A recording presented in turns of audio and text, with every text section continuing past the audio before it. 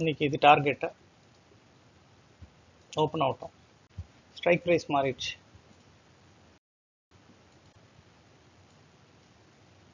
S,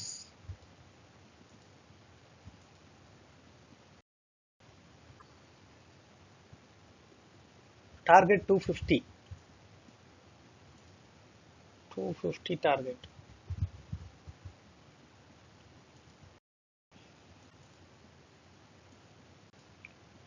மேலேயே போவோம், trial பண்ணலாம். ஃபர்ஸ்ட் டார்கெட் 250 வச்சுக்கோங்க.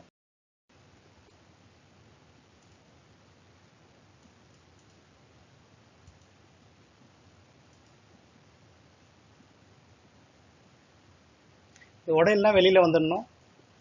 இந்த ஹை உடையலனா வெளியில வந்துடணும். சைடு ஹை உடையலனா வெளியில வந்துடணும்.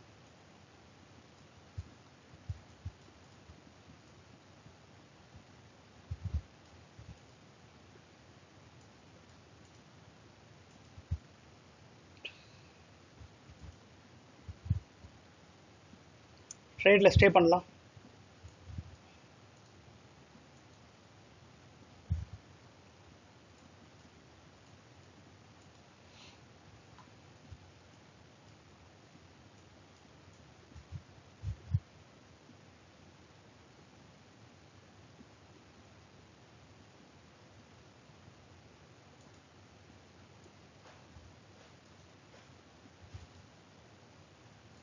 சரி, 37 பாயிண்ட் டார்கெட் பண்ணுறோம். அதில் உங்களுக்கு ஒரு 15-20 பாயிண்ட் கிடைச்சா போதும். பியூட்டிஃபுல். போதும், இன்னும் இருக்கு, பட் எனஃப்.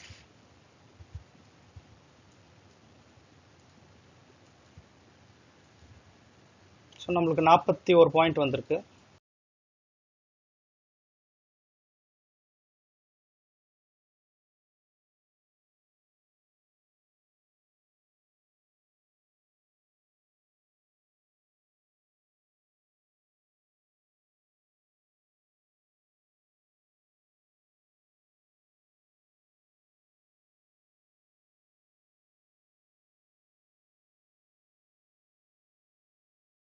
சரி, ஒரு 45 வரைக்கும் நல்ல மூவ்மெண்ட் இருக்கு. 45 வரைக்கும் கிளியரா இருக்கும். 45 வந்த பிறகு டிசைட் பண்ணிக்கோங்க. 45 வரைக்கும் நல்லா இருக்குது மூவ்மெண்ட்டு. 45க்கு அப்புறம் தான் டிசைட் பண்ணணும். அது மேலே சஸ்டெயின் ஆச்சுன்னா போட்டோம், இல்லைன்னா டைம் ஆகி போச்சு. 3:06 ஆயிடுச்சு. இப்போவே 45 வரைக்கும் இருக்கு மூவ்மெண்ட்டு. அது உடையதா பார்க்கலாம்.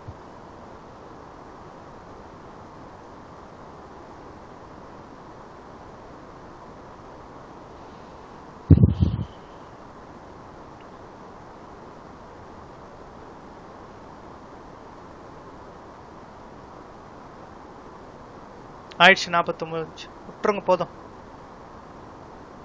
இந்த உடச்சுன்னு வால்யூமோட போச்சுன்னா அடுத்த டார்கெட் பார்க்கலாம். Volume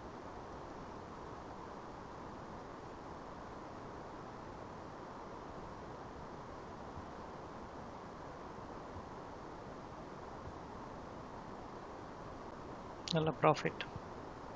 very good. ஸோ பியூட்டிஃபுல்லான ப்ராஃபிட் இன்னைக்கு.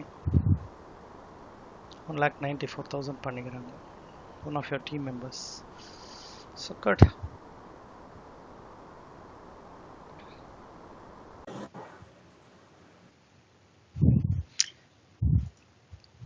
சரி, ஒரு விஷயம் புரிஞ்சுக்கோங்க. நம்ம லேர்னிங்க்கு எவ்வளோ முக்கியத்துவன்றது தான் விஷயமே தவிர, உங்களுடைய கேபிட்டலுக்கு ஏற்ற மாதிரி தான் உங்களுடைய ரிட்டர்ன்ஸ் நம்மளுக்கு வரும். ரொம்ப பெரிய கேபிட்டல் வச்சும் சின்ன ப்ராஃபிட் பண்ணலாம், சின்ன கேபிட்டல் வச்சு கூட பெரிய ப்ராஃபிட் பண்ணலாம். அதுக்கேற்ற மாதிரி ரிஸ்க் ஆப்பிடேட் இருக்கும். இதில் யாருன்னா பிகினர்ஸ் இருந்தீங்கன்னா பெரிய கேபிட்டால் நம்மளுக்கு ஒன்றும் ஆக போகிறதில்ல. அது நல்லா புரிஞ்சுக்கோங்க. எவ்வளோ நல்லதாக நீங்கள் சின்ன கேபிட்டலில் ப்ராக்டிஸ் பண்ணுறீங்களோ அதுக்கப்புறமா தான் நீங்கள் பெரிய கேபிட்டல் இம்ப்ளை பண்ணணும். இல்லை இது நல்லா வருது, இம்மீடியட்டாக நம்ம ஒரு கேபிட்டலை போட்டு ரிஸ்க் எடுக்கணும்னும் போது நம்ம ஒரு மோட்டிவேஷனல் கான்செப்டோடு தான் போனோமே ஒழிய, உங்களுடைய ஸ்கில், இப்போ நீங்கள் என்கிட்ட ஒரு 10 நிமிஷம் ட்ரேட் பண்ணுறீங்கன்னும் போது நான் பேசும்போது தெரியும் உங்களுடைய ஸ்கில் லெவல் என்ன இருக்குன்னு. ஒரு அசஸ் பண்ணும் போது மட்டும்தான் உங்களுடைய லெவலில் பெருசாக வரும்.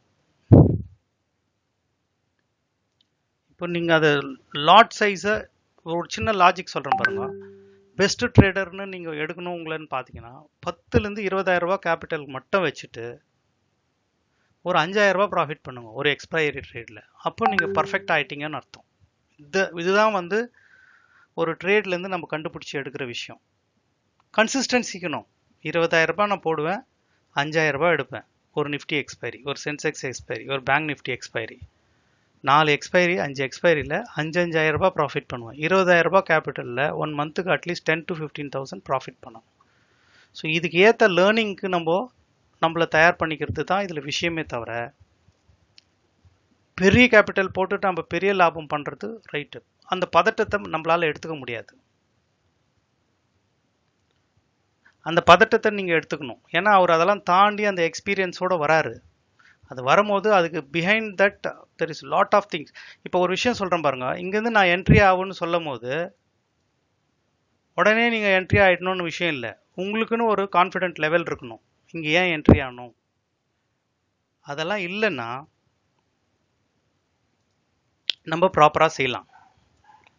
ஸோ உங்களுக்கு இப்போ நீங்கள் ட்ரேட் எடுக்கிறீங்கன்னா உங்களுக்கு ஒரு மைண்ட் செட் இருக்கும். எதனால் நம்ம ட்ரேட் எடுத்தோம், இப்போ இந்த இடத்துல இருந்து ஏன் ரிவர்சல் ஆச்சு, இந்த 45ஓட ஏன் நிறுத்தணும். இப்போ 45க்கு ஒரு 1000 குவான்டிட்டி போட்டிருந்தா கூட 45ல் என்ன பாயிண்ட், இதில் ஒரு 5-10 பாயிண்ட் வந்துச்சு, 4,000 3,000. ஸோ பெரிய கேபிட்டல் வச்சும் நம்மளால் ப்ராஃபிட் பண்ண முடியும். பட் இந்த இடத்துலேருந்து இந்த 2 கேண்டில் மூவ் ஆக போகுதுன்னு தெரிஞ்சால் ஒழிய நீங்கள் பெரிய கேபிட்டலில் தைரியமாக போட முடியாது. ஸோ ஃபஸ்ட்டு வந்து லேர்னிங்கில் கான்சென்ட்ரேட் பண்ணுங்க. ஒரு 20,000 ரூபாய் கேபிட்டலில் உங்களால் 4,000 5,000 பண்ண முடியும்னா கொஞ்சம் ஃப்ரீ ஃப்ளோவாக இருக்கும், பதட்டம் இருக்காது மண்டையில். கட கட கட கடன்னு நம்ம பதட்டமாக மேக்ஸிமம் ட்ரேட்ஸை காலையிலக்குள்ளே முடிச்சுடுங்க. ஸோ இந்த கம்யூனிட்டியில் நம்ம தெரிய வேண்டியது ஒன்று தான், எப்படின்னா எடுத்துக்கலாம், எதனா எடுத்துக்கலாம். ஏன்னா இதில் பார்த்தீங்கன்னா லேர்னிங்கு கொஞ்சம் பேர் இருக்காங்க, கொஞ்சம் பேர் செல்ஃப் லேர்ன் பண்ணி ட்ரேட் பண்ணுறாங்க. ஸோ அவங்களுடைய ரெஸ்பெக்டை நம்ம பண்ண வேண்டியது இருக்குது. ஏன்னா எந்த ஒரு கண்டிஷனும் தப்பும் கிடையாது, ரைட்டும் கிடையாது. End of the day at least ஒரு 800லேருந்து 1000 ரூபானா ப்ராஃபிட் நம்ம அக்கௌண்ட்டுக்கு வருதா, இது விஷயம். ஸோ நீங்கள் ஸ்கில்லை பாருங்கள். ஸ்கில் அசஸ் பண்ணும் போது அப்போ தான் தெரியும் உங்களுக்கு பெரிய லாட் போடலாமா இல்லையான்னு. இல்லைன்னா கொஞ்சம் கொஞ்சமாக 2,000 இதில் நல்லா ஒரு ரிட்டையர்டு பர்சன் கூட ஒரு நாளைக்கு 1,500 1,800 ரூபா பண்ணிட்டு இருக்கிறாங்க. I am seeing that easily. புரியுதுங்களா? ஸோ அதனால் ரிஸ்க் எடுக்காதீங்க. எடுத்தோடனே ஒரு ரிஸ்க் எடுக்கணுன்னும் போது ஃபஸ்ட்டு விஷயம் லாஸை உட்காந்து பார்க்காதீங்க. எந்த ரீசன்னா இருக்கட்டும், இதனால போகுது மேலே, இதனால இறங்க போகுது மேலே, இதனால ஏற போகுது, ரீசன் எதுனா இருக்கட்டும், நம்ம கணிச்சது தப்பா போச்சா அடுத்த செகண்ட் வெளியே வாங்க. நம்மளுக்கு யாரும் அவார்டு கொடுக்க போறது இல்லை. இப்போ இங்கேருந்து மேலே போகுதுன்னு சொல்கிறோம், மேலே போகலன்னா என்ன பண்ண முடியும், நம்ம என்ன ஒன்றும் பண்ண முடியாது, அடுத்த செகண்டே வெளியே வரணும். அதுதான் ஒரு ட்ரேடருக்கு உண்டான அறிகுறி. இல்லை கண்டிப்பாக மேலே போகுதுன்னும் போது 1 பாயிண்ட் 2 பாயிண்ட் டெஸ்ட் பண்ணி பார்க்கலாமே ஒழிய அதை விட்டுட்டு ஒரு லோயர் லோ போயிட்டு மேலே வந்து நம்மளது எடுத்துன்னு போகிற வரைக்கும் அந்த பை ஆன் டிப்ஸ் கான்செப்டை எடுத்தோடனே யூஸ் பண்ணாதீங்க. கான்ஃபிடென்ட்டாக இது கால் சைடு தான் போகுதுன்னு நம்மளுக்கு டிசைட் ஆன பிறகு தான் பை ஆன் டிப்ஸ் கான்செப்ட்டுக்கு நீங்கள் போகணும். அட்லீஸ்ட் ஒரு 3 கேண்டல்னா உங்கள் டைரெக்ஷனில் போட்டோம். இல்லை பிகினர்ஸ் நிறைய பேர் இருக்கீங்க, வாட்ச் பண்ணுறேன்னு சொல்கிறீங்க. அது நான் தெரியாத வேறு காட்டிட்டேன் அந்த லைவில். பட் அது நல்ல விஷயம். அதை வந்து நீங்கள் ஒரே ஒரு மோட்டிவேஷனாக தான் எடுத்துக்கணுமே ஒழிய what is the effort behind it. ஒரு நைட்டும் எவ்வளோ நேரம் கண்ணு முழிச்சு அவங்க ஒரு நேரத்தில் எத்தனை மணி நேரம் ட்ரேடை எடுத்து, இப்போ என் ட்ரேடு நான் இங்கே கொடுக்குறேன்னா என் ட்ரேடை நீங்கள் அசஸ் பண்ணணும். சார் நீங்கள் தப்பான இடத்துல கொடுத்துக்கிறீங்க சார், இன்னும் ஒரு கேண்டில் நான் முன்னாடி எடுத்திருப்பேன், அந்த அளவுக்கு லேர்னிங் வரணும். ஏன்னா ஹியூமன் எரர் எல்லாராலையும் பாசிபிலிட்டி இருக்குது. எல்லா ட்ரேடும் நம்ம கொடுக்குறதெல்லாம் பர்ஃபெக்ட்னு சொல்ல முடியாது. அது ஃபயர் ஃபைட்டிங் டெக்னாலஜி பண்ணி ஏதோ ஒரு அட்ஜஸ்ட் பண்ணி எக்ஸிட்டோ என்ட்ரியோ ஒரு லாட் போட்டு கூட தப்பு நடக்கும். இந்த இடத்துலேருந்து போகுது, அட் அ கிவன் டைம் போகுது, ரைட் போச்சு. இதில் யார் கம்முனுக்கணும், மேலே இருக்கிற ஆப்ஷன் செல்லர்ஸு அவன் பொசிஷன் எதுவும் பண்ணாதக்கணும், கீழே இருக்கிற ஆப்ஷன் பையர்ஸு லாட்டை ஏற்றணும். நெக்ஸ்ட்டு புட் சைடில் இருக்கிறவனும் நம்மளுக்கு இதுக்கு ரிஃப்ளெக்ட் ஆகும். புட் சைடில் இருக்கிறவனும் பொசிஷனை வைண்ட் பண்ணணும். இது மூணும் ஒன்றா சேரும்போது ஃப்ரெஷ்ஷாக 2 பெரிய கேண்டில் வந்துடும். இவ்வளோதான் கான்செப்ட். இது இல்லாத இதில் 3ல் எதனா ஒன்று நடந்தால் கூட அந்த கேண்டில் கொஞ்ச நேரம் அங்கே மேலே கீழே விற்க போடும். ஸோ நம்மளுக்கு ரயில்வே கேட்டில் க்ரீன் போட்டுட்டு ட்ராக்கை திறந்து கரெக்டாக போதுன்னும் போது தான் எல்லாருமே நம்ம ட்ரேட் எடுத்துன்னு உள்ளே போக முடியும். இந்த 3 கண்டிஷனில் எதனா ஒரு கண்டிஷன் நம்மளுக்கு அகெயின்ஸ்ட் ஆச்சுன்னா கூட அங்கே நம்ம ஃபர்தராக உணர்வாட்டி செக்லிஸ்ட்டை செக் பண்ணணும். தப்பு பண்ணிட்டோமா, வேற எங்கே தப்பு பண்ணிக்கிறோன்னு பார்க்கணும். ஸோ இது ரொம்ப ரொம்ப பேசிக்கான விஷயம். கேபிட்டலை யாருமே அவசரப்பட்டு ஒரு விஷயம் தெரிஞ்சுக்க, மார்க்கெட்டில் விட்டதை மார்க்கெட்டில் தான் எடுக்கணுன்றது நல்ல கான்செப்ட் தான். ஆனால் நீங்கள் திருப்பி சண்டை போட போகும்போது மார்க்கெட் கிட்ட அந்த ஸ்கில் பர்ஃபெக்டாக எடுத்துன்னு தான் நீங்கள் போனமே ஒழிய கொஞ்சம் கூட பயாஸ் ஆகிட்டு எனக்கு தெரியும் இது நான் இங்கே என்ட்ரு ஆனேன், இந்த விஷயத்துக்காக என்ட்ரானேன். டிசிப்ளின்ன்றது எதுனா, இப்போ நான் ஒரு கண்டிஷன் சொல்கிறேன், ஒரு 10 கண்டிஷன் இதில் என்ட்ரு ஆகணும்னு சொல்லும் போது அதில் ஒரு 2 கண்டிஷன் பரவாயில்ல பார்த்துக்கலாம், இதே வந்துச்சு, இதுதான் வந்து இன்டிசிப்ளின் சொல்கிறது. ஸோ 2 கண்டிஷனை நம்ம முன்னாடியே ஒமிட் பண்ணிட்டு என்ட்ரிக்கு ஒத்துக்கணும், உள்ளே போயிடுறோம். உள்ளே போயிட்ட பிறகு இது இன்னும் எவ்வளோ தூரம் போக போகுது, இன்னும் இறங்க போதா ஏற போதான்னு நம்மளுக்கு ஒன்றுமே தெரியாத ஒரு அந்தரத்தில் இருக்கிற மாதிரி இருந்துச்சுன்னா இந்த தைரியத்தில் எப்படி நீங்கள் லாட் ஆட் பண்ணுவீங்கன்றது தான் என் கேள்வி. உங்களுக்கு லாட் ஆட் பண்ணுறதுக்கு தைரியம் எப்போ வரும்னா, மார்க்கெட்டு கண்டிப்பாக இது ஒன்று இல்லை இன்னொரு கேண்டல்லேருந்து மேலே போக போகுதுன்னு தெரியும் போது மட்டும்தான் உங்களால் பெரிய லாட் போட முடியும். அப்படி இல்லைன்னா யோசிச்சு பாருங்கள், வாங்கின இடத்துலேருந்து அப்படியே மேலே போகுது, நீ குவான்டிட்டி 2000-3000 குவான்டிட்டி போட்டுக்கிறீங்க, அது எவ்வளோ சந்தோஷமாக இருக்கும். அதே அதுக்கு ரிவர்சலில் போச்சுன்னா அந்த பதட்டத்தை சொல்லுங்க. ஸோ மேலே போனாலும் பதட்டம், கீழே போனாலும் பதட்டம். அந்த பதட்டம் குறையறதுக்கு ஒரே வழி, லைவ் மார்க்கெட்டில் உக்காந்து கேண்டில் பை கேண்டில் அனலைசிஸ் பண்ணுங்க. ஒரு கேண்டிலும் இது ஏன் விற்க வந்துச்சு, இது ஏன் ரிஜெக்ட் ஆச்சு, இது ஏன் பண்ணுச்சு, அப்போ தான் லேர்னிங்கு. ஏதோ ஒரு 10 மைண்ட் செட் வச்சுக்கின்னு நம்ம உள்ளே போயிட்டோம்னா கரெக்டான இடத்துல போகணும். ஸோ பிகினர்ஸ் யாருன்னா இருந்தீங்கன்னா இதெல்லாம் மைண்டில் வைங்க. ஸோ ப்ராஃபிட் பிரச்சனை கிடையாது, நீங்களும் ஒரு நாள் கண்டிப்பாக பண்ணுவீங்க. பட் ஃபஸ்ட்டு 20,000 ரூபாய் கேபிட்டலில் 5,000 சம்பாதிக்கிறதுக்கு என்ன வழின்றது தான் முதல் ஸ்டெப்பு. அதுக்கு நான் 1 லாட் 2 லாட்லாம் போட்டேன்னா என்னைக்கு சம்பாதிக்கிறது 5,000 ஆகாது.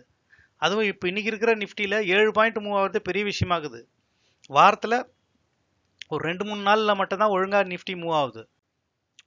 ஓகே, எதனா பர்சனலாக இருந்துச்சுன்னா you just call me up, I will attend.